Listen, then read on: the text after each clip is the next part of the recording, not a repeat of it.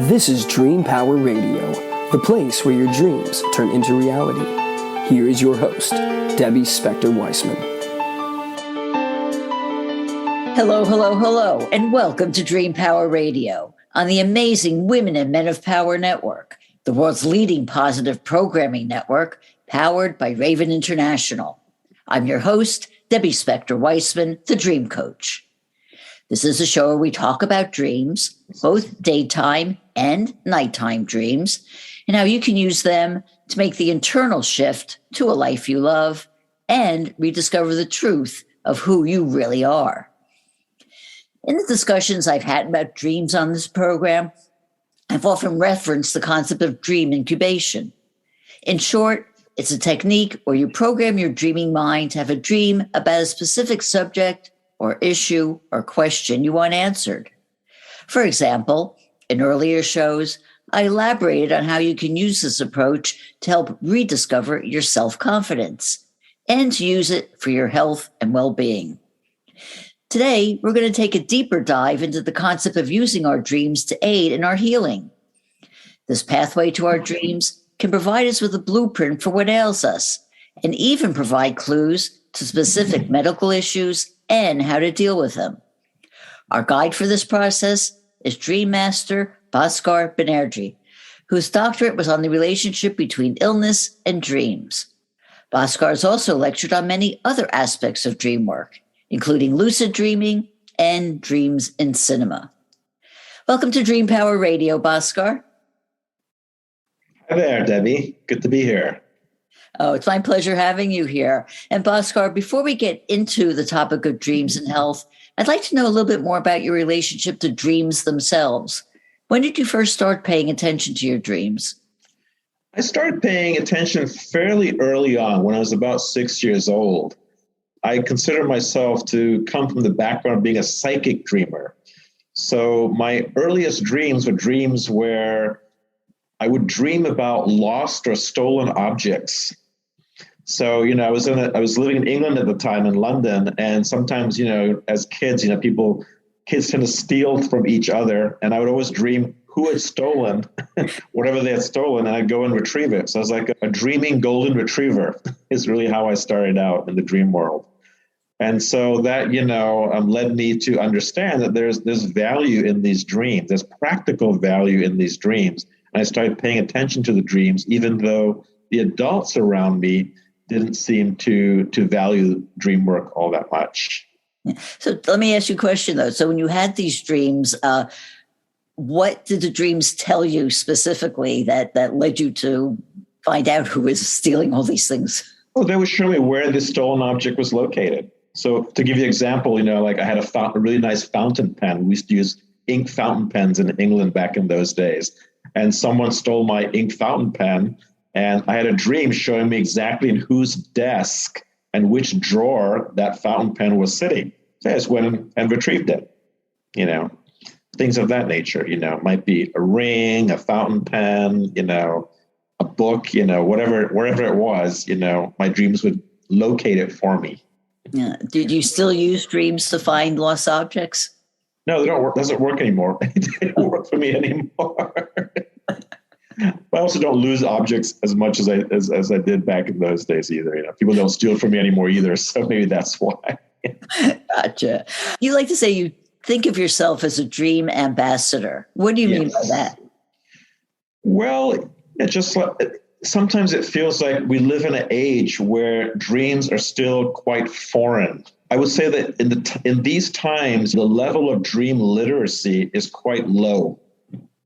And so I feel like I come from a different dimension, a different place where dream literacy is quite high. Okay. So that's why I feel like I'm an ambassador. I feel like I'm a foreigner in a sense, because I'm coming from a land where dream literacy is high to a place where dream literacy is low. So I'm representing that other dimension, that other world where there's a high level of fluency in the language of dreaming. Okay. And one of the areas where you're doing this is in the area of dreams and illnesses. You have done a lot of extensive study about that. Yes. Tell me, what led you to study this and what were your findings? It was actually a personal experience that got me into this whole pipeline of dreams. And what happened was I was doing my master's at JFK University in my mid 30s. And my partner became very ill and I was taking care of her. And it got to the point where I was neglecting my own health. And one day I woke up with this excruciatingly painful gum infection on the right side of my face. The pains were shooting up my head. And so I called around to a bunch of dentists. It was a Friday, unfortunately. I called around to a bunch of dentists and they all said they're booked for the weekend or they're not working that weekend. I think it was a long holiday weekend. So they said, you'll have to wait a few days. And I was like, what am I going to do in the meantime? I feel like my head's going to split open any moment now. What am I going to do? Well, I happened to be reading Eckhart Tolle's book, The Power of Now, in one of my master's classes. And one of the recommendations that Eckhart Tolle gives when you have pain is instead of trying to run away from it or shunt it, embrace it. Embrace it as fully as you can, right? So I thought, well, let's give that a try. I've got nothing to lose, and maybe it'll help. So I sat myself down in a nice, comfortable armchair, and I began to really sink in to the pain in my gums. And the intensity became so great that I soon passed out. And when I passed out, I had this dream. And in the dream, a dakini came. And a dakini in the Buddhist Hindu lore is a celestial dancer healer. And this beautiful dakini comes into my dream, and I'm just sitting in the chair in like outer space. And this dakini comes and sits on my lap. And then she begins to kiss me. With each kiss, she extracted some of the pain in my mouth. Once the last drop of pain was gone, I woke up. Okay. Initially, I thought, I must be still dreaming. There's no way. This is impossible. I was in so much pain before. How could it all be gone? So I very quickly did a reality check, as we do in lucid dreaming. And I held my nose and tried to breathe, and I couldn't. So I realized I really am awake. So then I rushed to the bathroom to see what happened. I opened my mouth to see what happened, because before my gums were completely inflamed, So I looked in my mouth, and what I noticed was that my gums were normal, and all the pus that had accumulated in my gums had now filtered down to a little sac underneath my chin. And so there's no more pressure on the nerve endings in my gum, and the pain was gone. And over the next few days, that sac basically drained down my throat, and I saved myself a $5,000 dental bill. So that got my attention. If only all of our dreams could cure everything that ails us. I know. Yes, I know. But it got my attention. So tell me about the dream studies that you started. So that really caught my attention. And I began investigating this arena of dreams and health.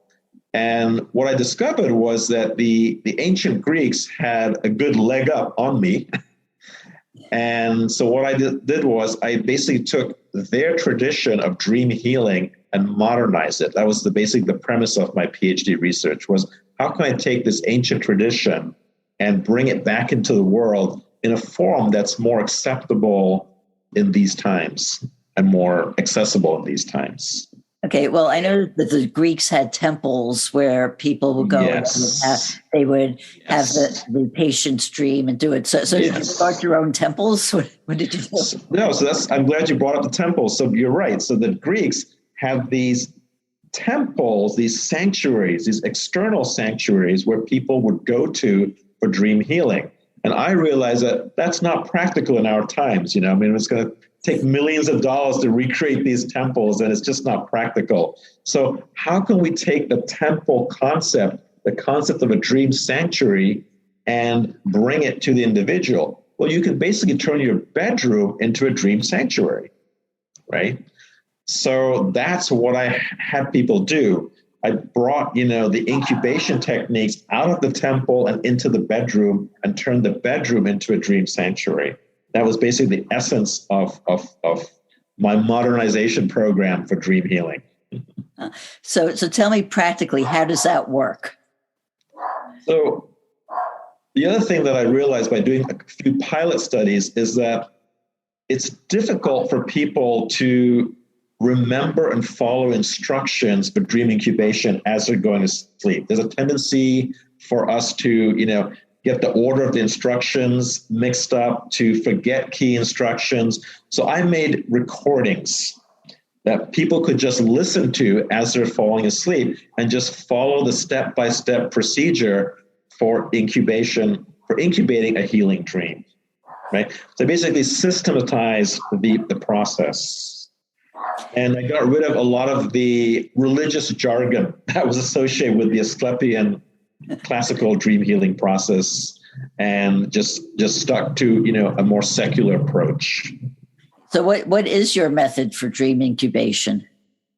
So the first step is to take the dreamer into a relaxation phase. So basically, do some muscle tensing, some breathing exercises to kind of get the dreamer to come out of their heads and into their bodies, right? Because ultimately we want to tap the body wisdom. That's the layer of dreaming that we want to tap into. So we want to get out of our heads into our bodies. So that first phase is all about relaxing and helping with that transition, right? Once that's been established, then I have them, repeat basically an affirmation to help their subconscious mind focus on the task at hand. Something like, I'd like information about my asthma, or I'd like to know what I can do to heal from my low back pain. And just have them repeat that affirmation for a few minutes before they finally fall off to sleep. It's really a very simple process. And the third part to that is taking a little bit of time to feel gratitude for what's going well in their lives, for what went well that particular day. Because that puts our minds in a positive framework and increases the chances of success dramatically. I would have never thought that would have a big difference in the dreams. Yeah, I actually got that idea from a Tibetan dream lama because there was a period in my life where I was having a lot of nightmares. And he basically suggested that I try that if I take a little bit of time before I go to sleep each night to feel gratitude for what went well that day, it would mitigate some of my nightmare tendencies. And it worked. It worked very well. So I realized that's really important to keep reframing our perspective along that line, because the glass is always half empty or half full. What are we going to focus on? So it's better to focus on the half full part and get our subconscious to acknowledge that, that we understand that, we actually can turn our lives around by doing that. Okay, well, on that note, we are going to take a short break now. We are speaking about dreams and health with Bhaskar Banerji, and we'll be right back. What do Thomas Jefferson, Elias Howe, and Paul McCartney have in common? They all understood the value of dreams, and as a result, the ideas, inventions, and creations from their dreams affect us to this day. What great ideas are you leaving on your pillow at night? Sign up for a complimentary consultation at my website, thedreamcoach.net, and discover why your dreams are a terrible thing to waste. Welcome back to Dream Power Radio with your host, Debbie Spector-Weissman. Yes, welcome back to Dream Power Radio. I'm your host, Debbie Spector-Weissman, and we're talking about dreams and health with Bhaskar Banerji. Bhaskar, you were talking right before the break about the results when people incubate their dreams. So since we usually know of dreams as being dreams where we dream in symbols and things like that, are the dreams that people get just symbolic, or they actually get into the specific? When it comes to health dreams or health-related dreams, it's amazing how literal the dream maker can be sometimes. I think because there's no beating around the bush. We're talking about survival issues here. So there's not a lot of time for, especially if the conditions are serious, for, error in terms of interpretation. So the dream maker can be very blunt and specific a lot of the time. So for example, a woman who had breast cancer, for example, she didn't know she had breast cancer. She had a dream where she looks in the mirror and the word cancer is literally spelled out across her forehead, right? And then she goes to her physician and, gets a diagnosis and confirms it, right? So it can be that literal. And I'm not the only researcher to have noticed that. There's Meredith Sabini, who also was a psychologist who did a significant study with dreams and health, also noticed the same results in her study as well. There was a fair amount of literal dreams when it comes to health-related conditions. Yeah. Do you have any other examples you could share? Another lady who had breast cancer, once again, had a dream where literally half of her breast was just deteriorating, right? So, once again, it was very literal. There's not much interpretation involved there.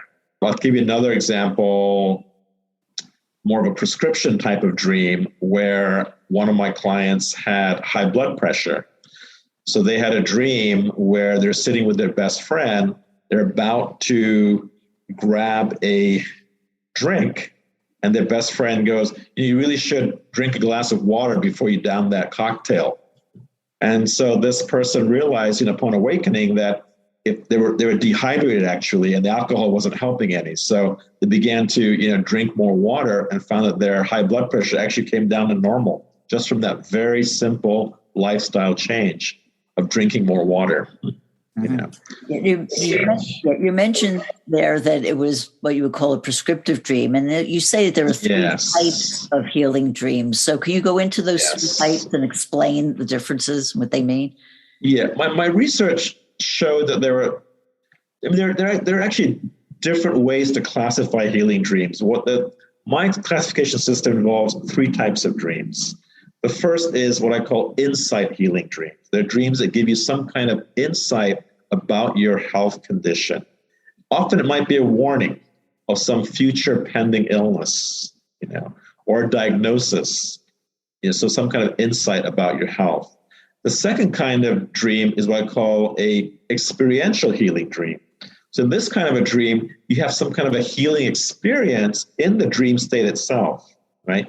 It may or may not result in any kind of change in your physical state, but you do have this healing experience. So for example, an example would be a purging dream, where you actually vomit in the dream state, or an extraction dream where actually someone or some being extracts something from your body in the dream state. Or you might find yourself, in some amazing natural place and feel like your body's vibration is being uplifted by being in that amazing natural space. So there are many different kinds of experiential dreams, but those are a few examples. And the third kind is what I call a prescriptive healing dream. So in this, it's as if your inner physician actually gave you a prescription, that you then embark upon in waking life. And by following that prescription, you're able to remedy whatever ailment you're suffering from. So those are the three kinds. I understand that. When people do incubate a dream to discover what's going on with themselves, do they get results the first night they're dreaming, or does it happen over a period of time? The answer is yes to both. It really depends on the dreamer.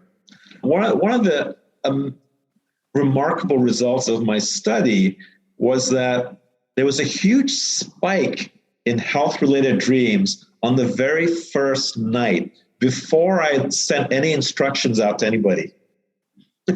So my takeaway from that is that the mere anticipation of incubating a healing dream can trigger a healing dream. Right? It's funny. I don't really find that awfully surprising, because many times, like when you sign up for a course, you get insights even before you take the course. Yes, exactly. Yes. But for some people, it might take several instances. It might take several nights of incubation or a week or two of incubation. And then there's also an interesting trajectory that I noticed in a lot of the participants. A lot of people started out with getting some kind of insight And then they had some kind of a healing experience dream. And then they finally got the prescription dream. They actually came in a threefold manner. Mm-hmm. So they get it all together in one big package. Eventually, in the end, little nuggets over a period of time. Yeah. I understand you're also an active lucid dreamer. So do you encourage lucid dreaming for healing dreams? I think the challenge with lucid dreaming is that you have to be fairly well versed in it to get results, right? As opposed to ordinary dreaming, which most people are going to have dreams, most people already have dreams every night. And it's just a matter of recalling them. So it's much easier to do that. In terms of lucid dreaming, you first have to become lucid. Then you've got to stabilize the dream. And then you've got to remember what healing task it is that you want to accomplish in that dream. So there's many more steps in the process, and it's a much more rigorous process. So unless you already have some kind of proclivity towards lucid dreaming, I would discourage you from taking that route first, starting out on that path.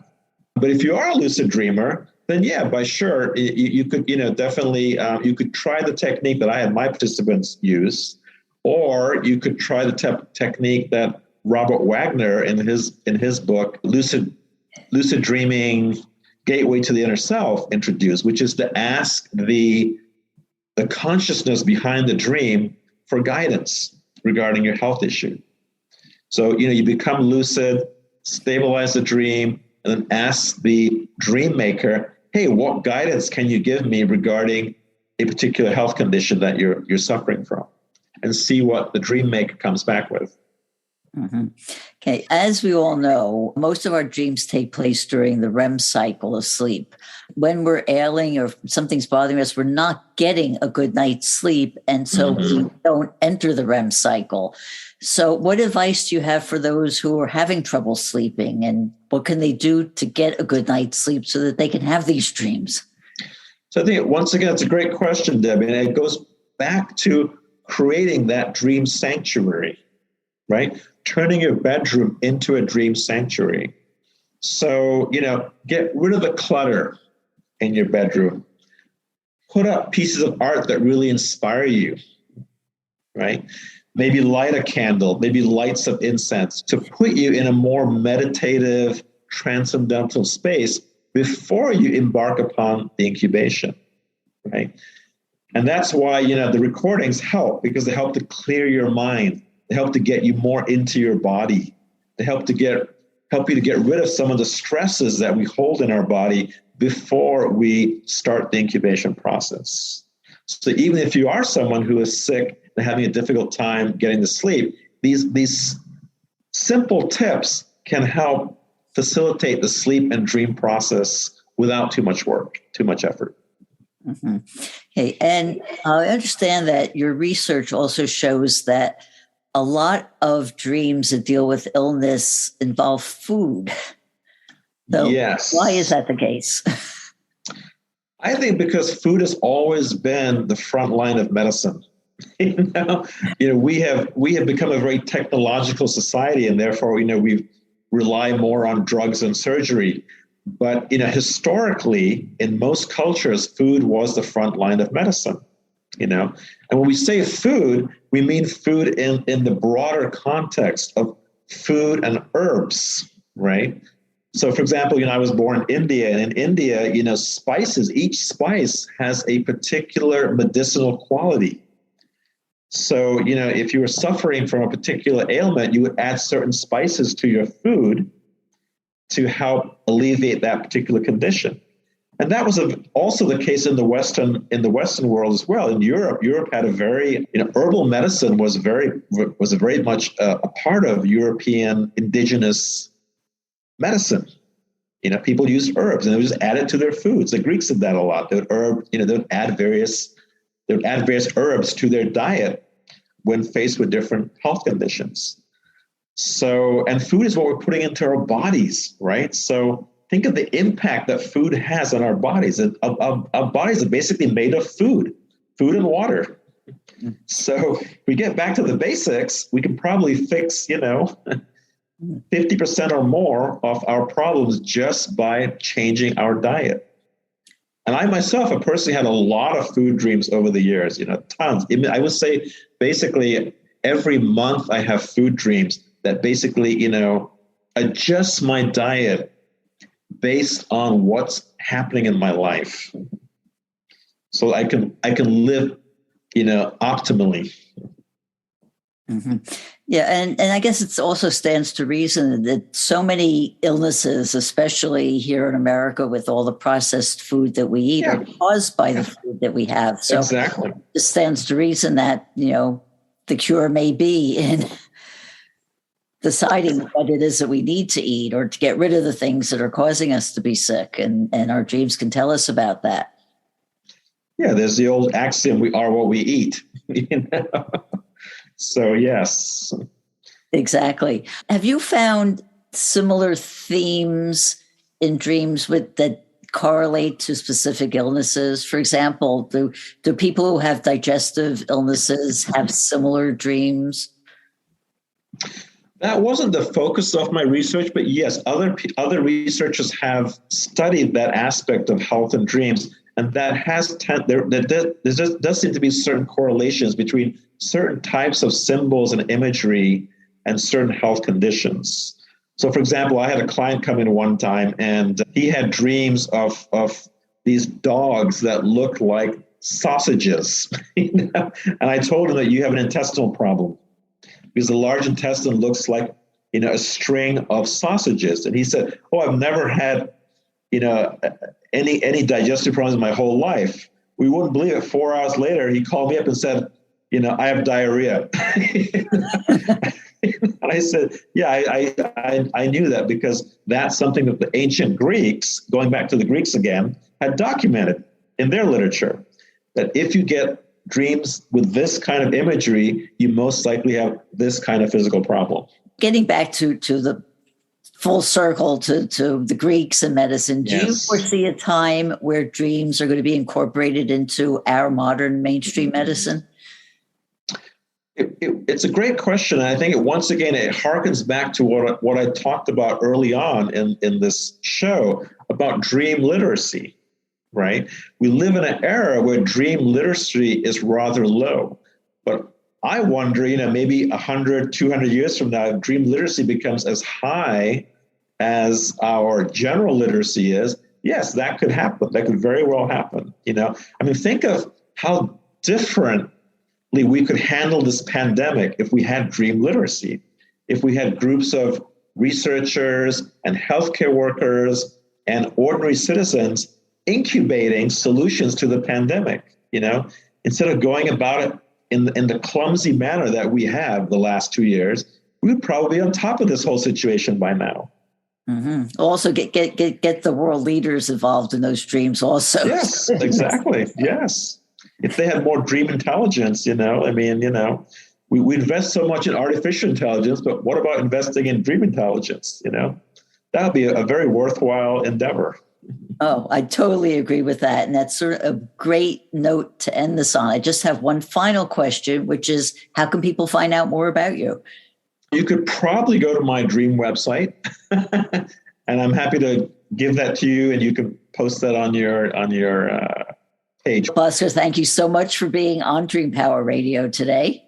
Thank you so much for having me. We've been speaking with Dream Ambassador Bhaskar Banerji. I hope you've enjoyed today's program. If you have, please tell all your friends, follow me, and post a positive review on your podcast site. Until next time, this is Debbie Spector-Weissman saying, sweet dreams, everybody.